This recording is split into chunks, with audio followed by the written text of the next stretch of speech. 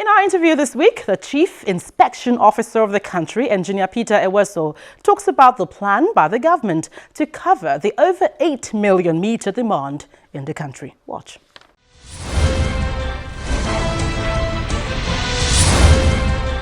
Engineer Peter Eweso, you're welcome to the program. Thank you. Well, let's begin with the actual metering gap in the country as we speak. We understand it's about 5.3 million. You can confirm that. But again, Ministry of Power is saying this is huge and it is limiting the progress recorded in the electricity generation and transmission arms of the sector. Talk about that. Well, I think the gap is real and true, but I think there is even more gap than that because these are the statistics. And, you know, every passing day, months, there are new development, people requiring more meter. And so I can say it could be a little bit above that. So what's the actual figure? Maybe I can put it about maybe 5.6 or 5.4. So what is the after effect of this sort of gap? Because Nigerians actually, we know customer base as at January, 8.9 million. And then the shortfall still is, is even more than that. So I wonder, what is the after effect of all of this? The main effect is that it affects the market because when you have adequate metering services, what it does is that it's going to enhance collection efficiency. The leakages will not be there.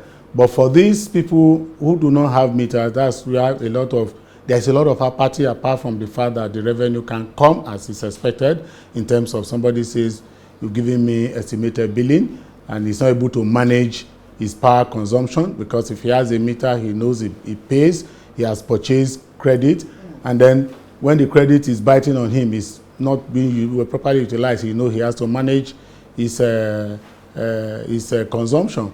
But when the meters are not there, some people say, well, since it's estimated billing, well, I'll leave my lights on. But the consequences of that too is that leaving your lights on, you are wasting light that somebody else will have actually utilized.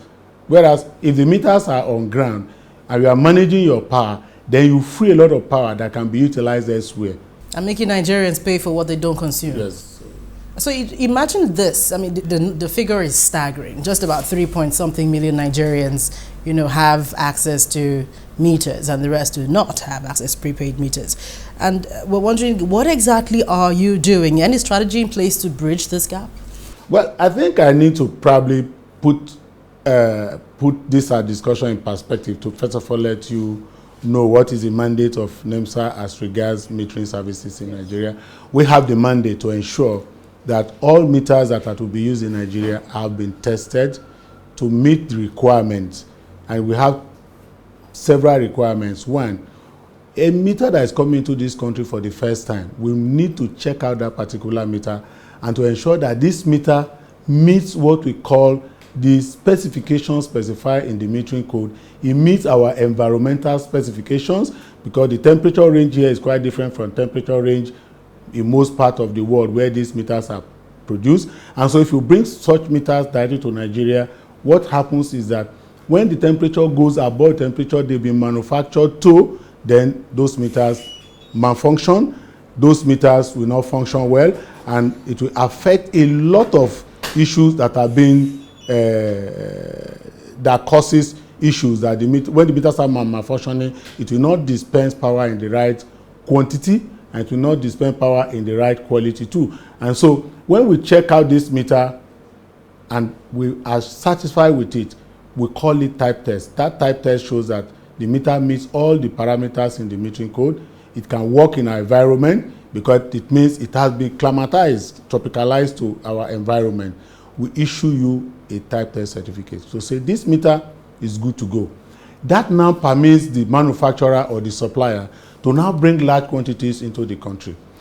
But we want to be sure that the importer, the supplier or the manufacturer is bringing in that quality that has been certified in the type test certification. So what is the issue right now? Is it that we don't have inadequate manufacturers or distributors or whatever the case may be? Why do we have that dearth?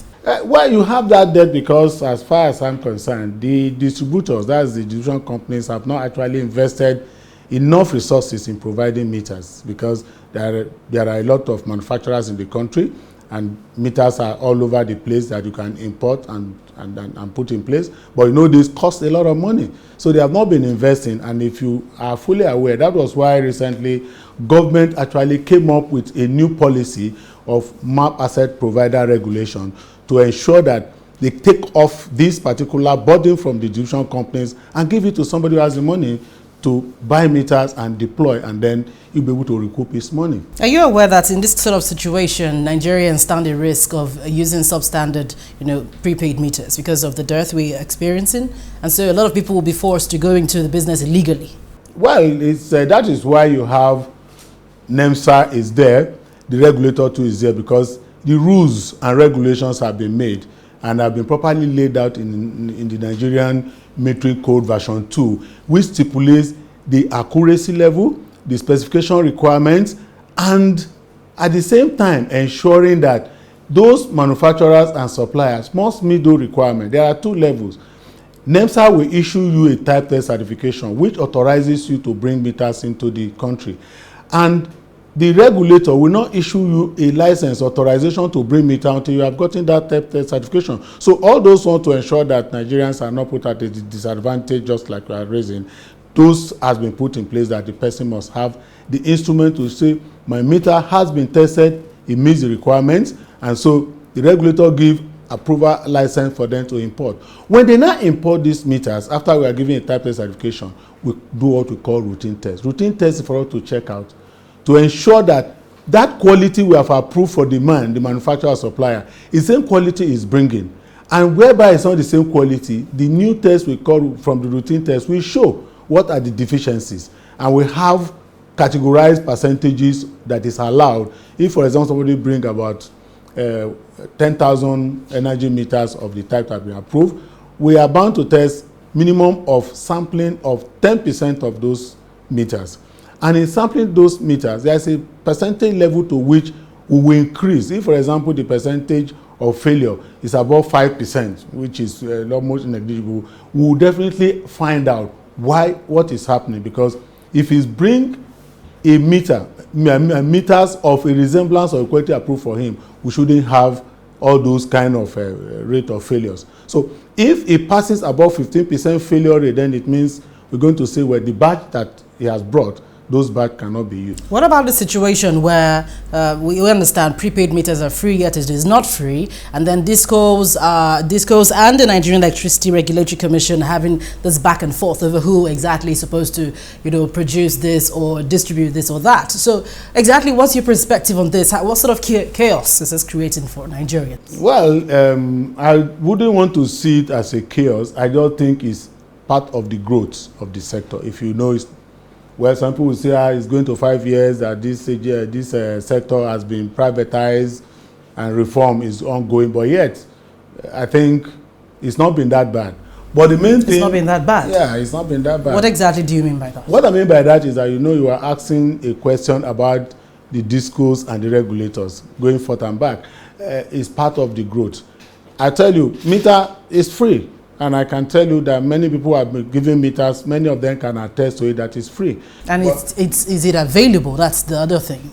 You see, it's not available in sufficiency, but it's available. But the point is this one, government realizing the gap, the inadequacy of the deployment as fast as it should, government has actually taken a decision and a policy to say, look, Discos, we are not able to invest enough money in metering services. We are not able to meet the aspirations of the Nigerian citizens. So we're taking this bit out of your business and we're giving it to somebody who can spare his money, who has money to invest to actually deploy meters. And that's why the MAP Asset Provider Regulation actually came into existence, which is kicking in any moment from now. And once that happens, we're going to see explosion of deployment of meters. And this gap will actually be closing up as much as possible to ensure that Nigerians actually have meters in their facilities. Thank you very much, Engineer Peter Iweso, for coming on the program.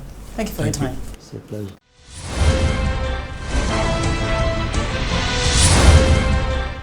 Well, thank you for your mails and tweets as always. Keep sending in your views and comments using the email address and Twitter handle on your screen. Also, be sure to share anything happening within your locality.